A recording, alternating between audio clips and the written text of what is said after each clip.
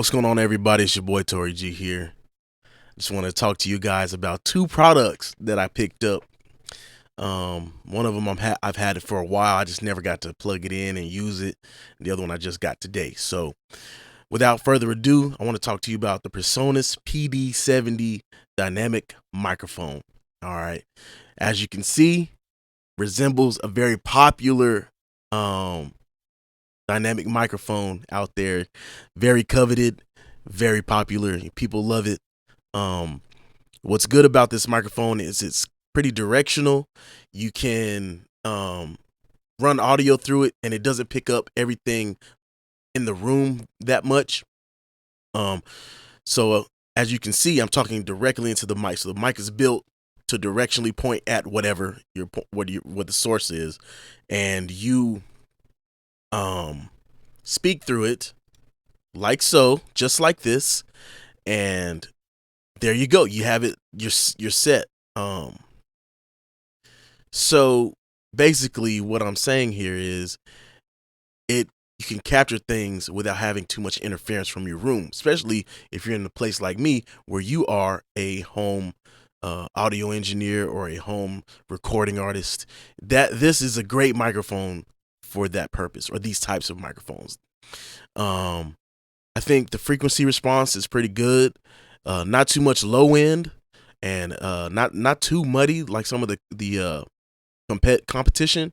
It has a slight boost shelf in the higher end. I think it starts around 5K, so you get a little bit of air without having to go and push up a few knobs on the EQ.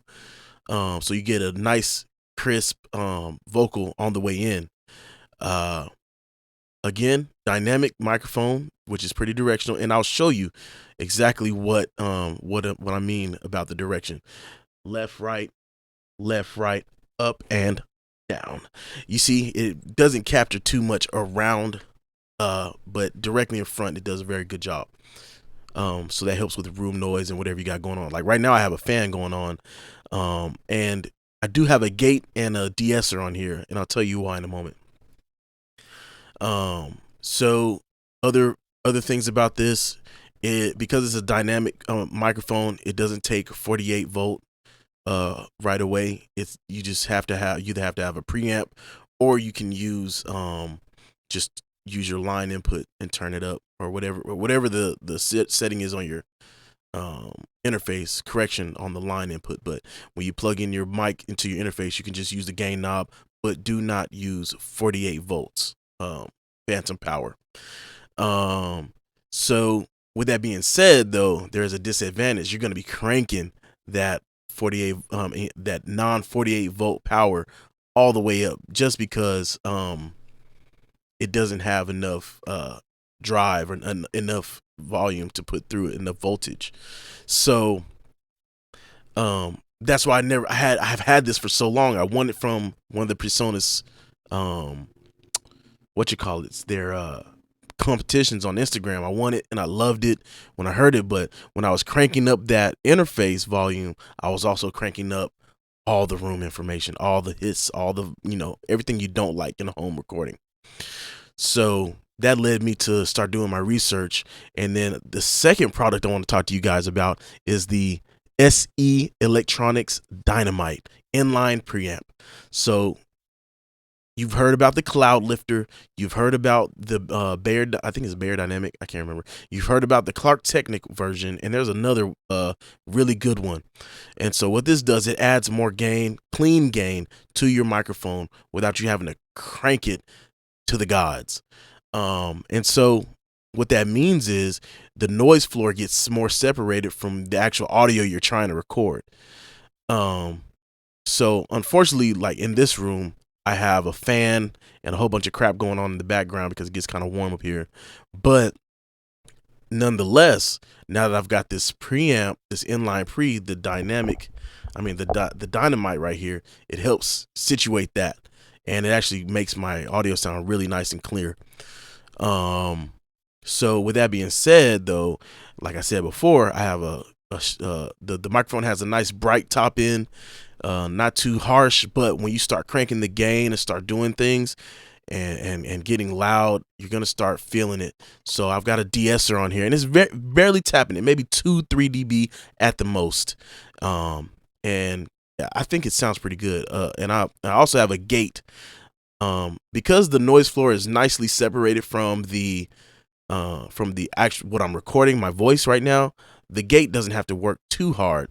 On my current interface, I have my mic input at 18 dB. Then I have my de-esser, knocking that down a little bit. And then I also have my gate, and that's set to cut off around negative 72 dB. So very nice, very, very nice separation between what's loud and what's not loud. So I'm going to show you right now what it sounds like without the gate on.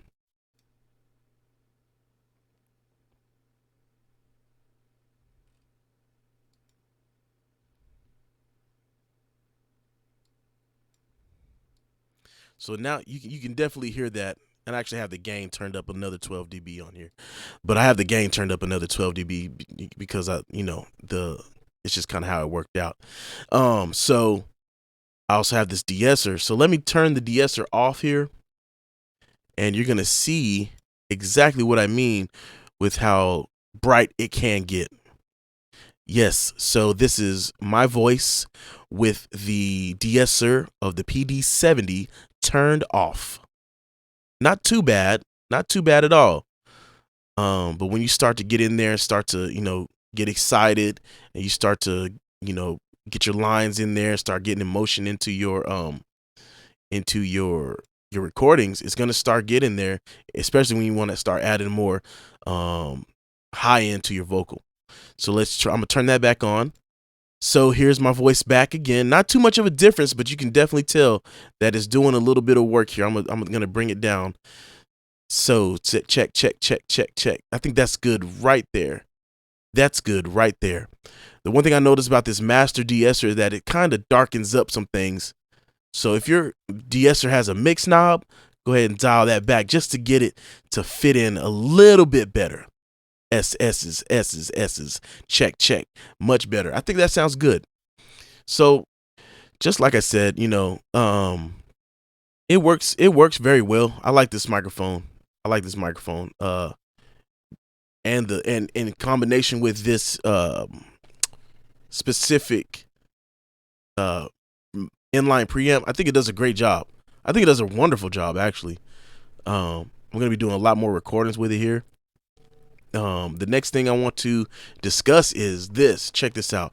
So I'm gonna turn off the gate, and I'm gonna turn off the gate, and then I'm gonna increase the gain on the actual input now. You'll notice that I have 48 volts engaged. That's because when you add the inline mic pre, you've actually got to power that mic pre. So check that out.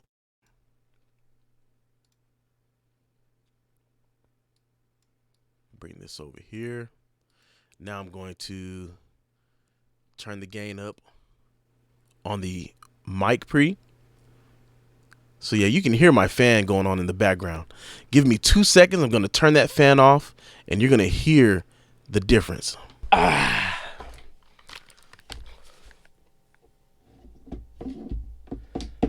I'm back. A little bit better. Not too much better, but definitely better than what it was before. Cutting off those fans. I had like 2 fans going. So I think it sounds pretty good. And now my gate doesn't necessarily have to work so hard, so I can turn the threshold down. This is actually, it's kind of backwards, but I'll turn it down, and then, correction. Turn this off. Turn this back. So I did have to go a little bit higher on the gain. I mean, on the threshold for the de-esser, but it still sounds pretty good, I think. I think at this point I have it a little bit louder. I think the gain increase was a little bit louder than what it was when I had the de-esser doing the makeup gain. Yeah, I think that's what it is. So let me put it back at 72. There we go. A little bit better. Still got to come up a little bit on the mic, on the gain recovery. But I think it sounds pretty good. You can see that because I have my gain a bit louder, the de-esser is working a lot on those uppers. So let's go ahead and bring that back. Now I have a bit of clarity back in my vocal, and I think it sounds good. But I do highly recommend these two products. Very budget friendly. Very, very high quality. This thing built like a freaking brick, and this thing is dynamite. You know what I'm saying? So I think you'll come out fair with it. You'll get great recordings.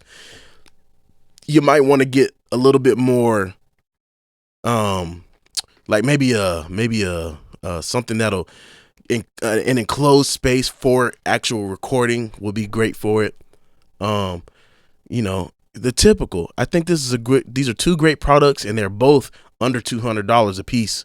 So you can definitely pick these up and save for a decent interface, and you'll be fine with it.